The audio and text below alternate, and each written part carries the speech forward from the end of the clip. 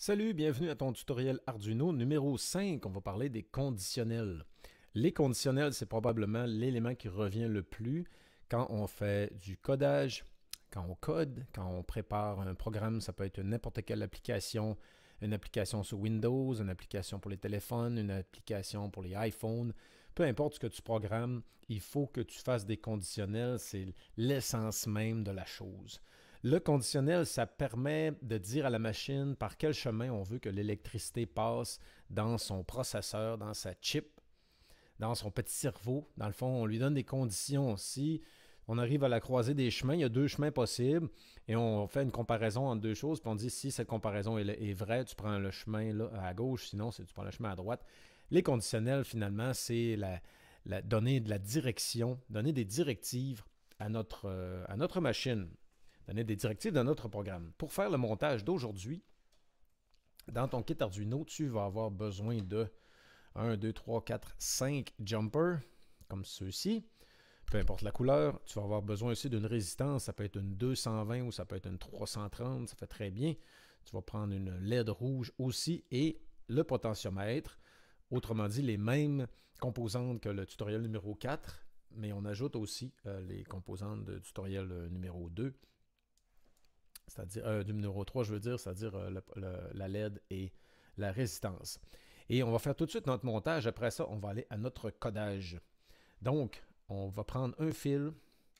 Si tu as un rouge, tu peux prendre un rouge et on va le connecter à notre sortie 5 volts qui est juste ici, comme ceci, sur notre Arduino. 5 volts. Et le fil, je vais le connecter sur la rangée 1. J'ai un breadboard tout à fait classique. Donc, tu vois ma rangée 1 juste ici. Et je vais le connecter tout de suite sur le bord à côté du chiffre 1, comme ça. Et ensuite, on va prendre le ground, qui va être le retour du courant. On va le connecter sur la rangée 5, comme ceci. Et là, sur l'Arduino, on va le brancher sur ground. Il y a deux grounds côte à côté du 5 volts. C'est écrit GND. Un ou l'autre, c'est la même chose. Donc, ça donne ça. Et notre troisième fil, qui va être le petit œil, l'espion, la pin de l'Arduino qui va aller voir qu'est-ce qui se passe dans notre sensor. Et encore une fois, comme j'ai expliqué dans la leçon 4, un sensor, c'est tout simplement une valve électronique. Cette valve-là s'appelle un potentiomètre. Elle est activée mécaniquement par une action mécanique. Ça peut être des doigts qui la tournent ou ça pourrait être monté sur un levier, sur une porte. Quand la porte ouvre, ça le fait tourner. Ça pourrait être monté sur une roue. Ça pourrait être monté sur quelque chose qui réagit à la pression de l'eau. Par exemple, on mettrait une petite palette avec un ressort, puis quand ça serait dans l'eau, le courant de l'eau ferait tourner le potentiomètre. Ça pourrait être toutes sortes de choses. C'est pas autant la forme du potentiomètre qui est importante, c'est qu'est-ce qu'il fait. Et un potentiomètre, c'est une valve. Peu importe la forme qu'il prend, c'est tout simplement une valve qui va être activée par un facteur extérieur. Et notre potentiomètre qui contient 3 pins. Il y a une pin qui va aller sur la rangée 1, une sur la rangée 3 et une sur la rangée 5, comme ceci.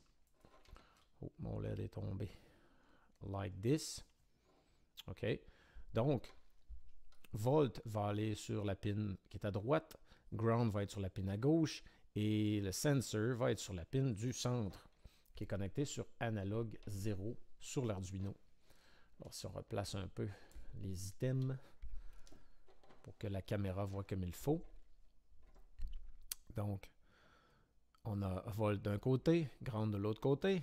Et la pin qui va être connectée au centre pour aller voir qu'est-ce qui se passe dans notre sensor. Dans ce cas-là, c'est un potentiomètre. Mais ça pourrait être toutes sortes d'autres sensors qui ont d'autres formes. Mais leur fonction est la même, c'est une valve électronique. Et Arduino va aller chercher son information par la pin analogue 0. Juste ici, A0. Et on a ground et volt juste ici. Maintenant, pour l'autre côté, le reste du montage, on a besoin d'un fil qui va partir de la pin. On va prendre la pin digital 2. Du côté digital. Et cette pin, je vais la brancher sur la rangée 14. Tiens, on va dire sur la 14. Et sur la 14, je vais mettre une patte de ma résistance de 220 et l'autre patte va aller un peu plus loin, comme ceci. La caméra peut focuser, ça arrive dans la rangée 18. Tiens. OK, like this. Donc, le courant va sortir par la pin 2. Le courant va sortir par la pin 2. Il va aller dans la rangée 14. Il va passer dans la résistance. Il va sortir de la résistance dans la rangée 18. Maintenant, le LED Le LED. Le LED qui s'est sauvé en dessous de la table. Ici. Bon. Alors, le courant sort par la pin analogue 2, digital 2. Il va rentrer dans la résistance, il va sortir dans les résistances, rentrer par la plus grande patte du LED, qui est l'anode, qui est la positive, c'est la plus grande, comme ceci. On la place sur le breadboard. Et la sortie de la LED, c'est-à-dire la cathode, on est rendu sur la rangée 22. Cette sortie-là va s'en aller aussi dans le ground, et je vais le mettre dans le ground juste à côté de l'autre. Il y en a deux, côte à côte, sur l'Arduino. Alors, notre montage, ça donne à peu près ceci. On a un potentiomètre qui va être notre sensor, qui va illustrer ce que font à peu près tous les sensors analogues, c'est-à-dire une valve. C'est une valve mécanique parce qu'il faut l'ouvrir manuellement. Ça pourrait être la lumière qui l'actionne, ça pourrait être la quantité de la puissance sonore de la musique dans la pièce. Ça pourrait être l'accélération, ça pourrait être la pression d'un fluide. Les sensors ont toutes sortes de formes, mais à la base, ils font la même chose, c'est des valves.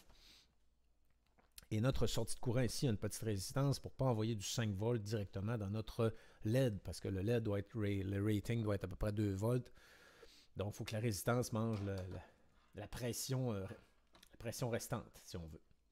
OK, donc ça, c'est notre montage. Maintenant, on va aller au code. Ah, Minou! Minou! Bon, on va aller à notre code, comme ceci. Donc, on utilise bien sûr deux pins différentes. Et on va faire nos variables pour nos pins. Donc, int pour integer. Et la première pin, ça va être la pin du potentiomètre. Et la pin potentiomètre, ça va être égal à analogue 0, c'est-à-dire A majuscule 0, point virgule. Notre autre variable, on va avoir une variable, ça va être la pin du LED. Et ça va être égal à la digital 2. Donc on met juste 2.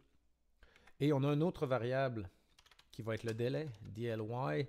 Et mon délai, je vais dire que c'est une demi-seconde. Donc, c'est 500 millièmes de seconde. Point virgule. On est prêt à faire notre setup. Donc, on fait un void. On crée une boîte. On crée un contenant qui s'appelle comment? Setup. Parenthèse, parenthèse. Et le couvercle du dessus. Open curly bracket. Dans notre setup, bien sûr, serial.begin à la vitesse de 9600 baud. Point virgule. Et là, on fait un pin mode. Pin mode, la pin qui s'appelle pin potentiomètre, c'est un input. Oubliez mes parenthèses. Comme ceci. Point virgule. Un autre pin mode. Pin mode.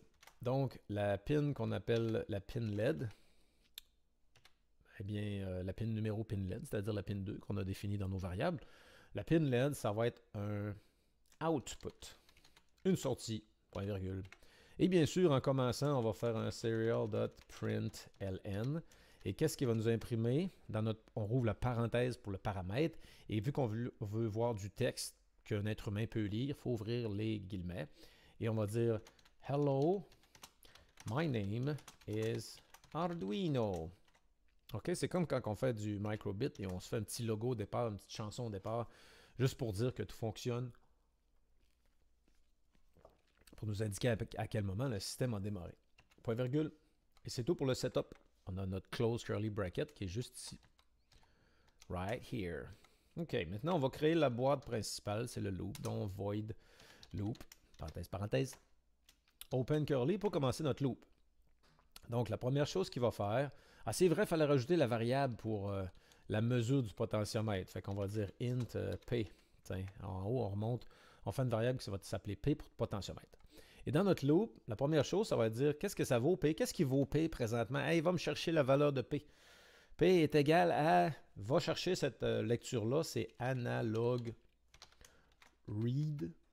Et on a besoin d'un paramètre, c'est sur quelle pin qu'on veut faire une lecture analogue, c'est-à-dire entre 0 et 1024. On veut faire ça sur la pin potentiomètre. Point virgule. Maintenant, on fait le conditionnel. Un conditionnel, ça commence par if. Ah, tiens donc, coïncidence, c'est en anglais. Donc, on va lui dire si, sous-entendu, si ce qui est dans le paramètre est vrai, voici les actions que tu vas faire. Et ici, c'est quel paramètre? On va dire si la mesure de P là, que tu as pris tout à l'heure, si la mesure de P est plus grande que 500, 1024 divisé en 2, ça fait 512. On va mettre 512. Si P est plus grand que 512, ça c'est notre paramètre. Ici, ce qui est à l'intérieur des brackets, ici, c'est ce qui est à l'intérieur des parenthèses est vrai.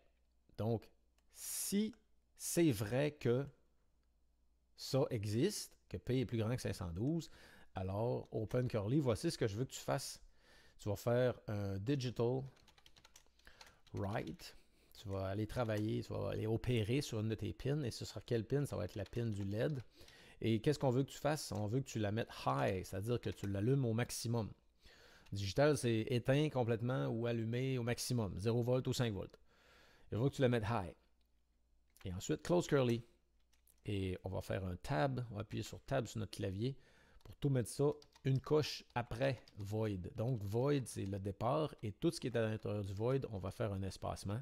Et peut-être des fois, on va faire d'autres espacements. C'est plus pour le truc visuel. Parce que ton code, ça pourrait être tout à la suite, sur une seule grande ligne. On fait des espaces pour que ce soit plus facile à lire, plus facile à coder, plus facile à trouver nos erreurs. Donc, la première chose qu'on lui a dit, c'est je vais faire des espaces. Ils ne sont pas nécessaires, mais c'est pour la clarté. Dans notre loop, la première commande qu'il va faire, c'est qu'il va établir la valeur P comme étant la lecture analogue de quelle pin? De la pin potentiomètre. Ensuite, sa deuxième commande, il va vérifier si ce qui est en contenu entre tes parenthèses ici est vrai. Et si c'est vrai, il va commencer à exécuter les commandes qui sont à l'intérieur des brackets, c'est-à-dire met la pin high. Et supposons qu'il arrive à la commande ici, puis si telle chose est vraie, puis il vérifie ça, puis c'est pas vrai. C'est pas vrai que P est plus grand que 512. Il va sauter directement en dehors et il va aller à la suite du code. À la suite du code, on met un autre conditionnel. Si la valeur de P est plus petite que 512, alors voici ce que je veux que tu fasses. Digital write, la pin du LED, tu vas la mettre low, c'est-à-dire tu vas l'éteindre. Parce que si on ne met pas ça, le premier coup que P va être plus grand que 512, il va l'allumer. Mais quand P va être plus petit que 512, il ne l'éteindra pas parce que tu n'as pas dit de l'éteindre quand c'est plus petit que 512. Si tu lui dis si ça c'est vrai, fais quelque chose, mais tu n'as pas dit de faire le contraire, il faut que tu lui dises aussi le contraire. Donc, ici, si le potentiomètre, si la lecture de la pin sur le potentiomètre donne une valeur plus grande que 512, il va mettre la pin LED high. Ensuite, si c'est pas vrai, il va aller voir l'autre commande. Puis l'autre commande lui dit, va vérifier si c'est vrai que la valeur de P que tu as lu au début, c'est-à-dire la lecture analogue de la pin potentiomètre, si elle vaut moins que 512, tu vas travailler sur la pin LED et tu vas la mettre low. Et on fait un close curly là-dessus. Donc, on a deux conditionnels dans notre code et on va terminer notre code, bien sûr, par un dernier curly bracket qui va aller fermer le curly bracket du début ici. Et maintenant, je vais enlever les espaces parce que ce n'est pas tout à fait nécessaire. Ça prend un petit peu de place dans notre code. Tiens. Comme ceci, comme ceci. Et c'est tout pour le code. Il ne reste plus... Ah non, c'est pas vrai. On avait une autre chose à mettre aussi. À la suite de nos deux conditionnels, c'est-à-dire qu'il y en a un comme ceci, il y en a un comme ceci, on va lui demander d'écrire dans le port série serial.println et il va nous écrire la valeur de P. Qu'est-ce qui vaut P présentement, point virgule. Et après ça, un petit delay de quelle valeur? De la valeur DLY, c'est-à-dire à une demi-seconde. Donc, à chaque demi-seconde, il va aller faire tout ça super vite et après ça, il va attendre une demi-seconde. La vitesse à laquelle il va faire tout ça, on parle ici, il est capable de le faire dans les millions de fois par seconde. C'est extrêmement rapide. Donc, il n'y aura pas vraiment de délai plus long que notre demi-seconde pour nous, êtres humains, qui ne sont pas extrêmement rapides dans la détection des choses. Alors, ça upload, ça compile. Et je peux tout de suite te montrer le résultat parce que je l'avais déjà préparé avant. Parce que quand je fais mes vidéos maintenant, je suis comme tanné d'attendre après le compiling. On va aller voir qu'est-ce que ça donne. Donc, oh c'est vrai, je voulais montrer ça aussi. Celui-là, comme ceci. Peut-être que je pourrais faire comme ça. Live en direct. Tiens, la webcam. OK. Donc, j'amène mon potentiomètre à 0.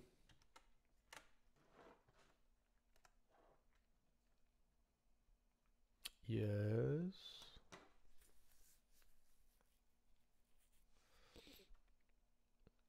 Arduino. Arduino. Il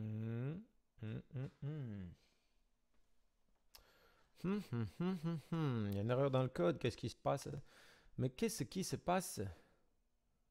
Compiling. Ouais, ça compile. Tout va bien. Tout va bien dans le meilleur des mondes. OK, ça fonctionne. On va faire un reset. Cette webcam, c'est pas elle qu'on voulait. Il n'est pas gentil là. On va ajouter source, screen capture. Bon.